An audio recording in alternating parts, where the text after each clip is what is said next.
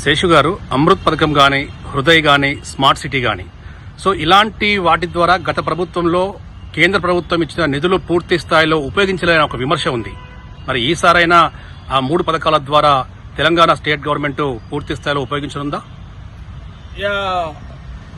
మంచినీటి సౌకర్యాన్ని కల్పించడానికి, త్రాగునీటి సౌకర్యానికి కల్పించడానికి ఇచ్చినటువంటి అమృత పథకం విషయంలో కానీ, లేకపోతే చారిత్రక కట్టడాలను పరిరక్షించుకోవడానికి ఉన్నటువంటి హృదయ్ లాంటి పథకాలు కానీ, తర్వాత స్మార్ట్ సిటీస్ కాన్సెప్ట్ లో మనం 2వ జాబితాలో ఎంపికైనప్పటికీ కూడా స్మార్ట్ సిటీ పనులు 5 సంవత్సరాల్లోనే పూర్తి కావాల్సినటువంటి సందర్భంలో ఇవాళ మ్యాచింగ్ గ్రాంట్స్ విషయంలో కేంద్ర ప్రభుత్వం కూడా పూర్తి స్థాయిలో నిధులు విడుదల చేయలేదు.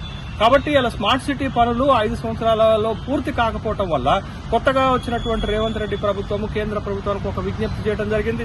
స్మార్ట్ సిటీ గడువుని పొడిగించాలి అంటే 2025 మార్చి వరకు స్మార్ట్ సిటీ గడువును పొడిగించినటువంటి నేపథ్యంలో స్మార్ట్ సిటీ పనులన్నీ కూడా పూర్తి కావాలి అంటే కేంద్ర రాష్ట్ర ప్రభుత్వాలు ఇవ్వాల్సినటువంటి మ్యాచింగ్ గ్రాంట్ సకాలంలో విడుదల చేయాల్సినటువంటి అవసరం ఉంది.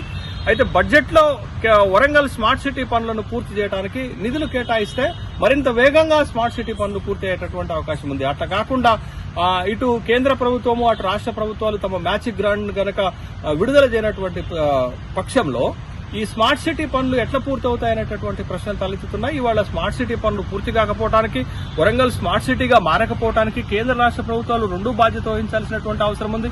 ఇప్పుడైనా తప్పుని సరిదిద్దుకునేటటువంటి విధంగా బడ్జెట్ లో కేంద్ర ప్రభుత్వం మ్యాచింగ్ గ్రాంట్ లో భాగంగా వరంగల్ స్మార్ట్ సిటీ నిర్మాణాన్ని పూర్తి చేయడానికి తన వాటా నిధులను విడుదల చేయాల్సినటువంటి అవసరం కూడా ఉందనేటటువంటి అభిప్రాయాలు కలుగుతున్నాయి.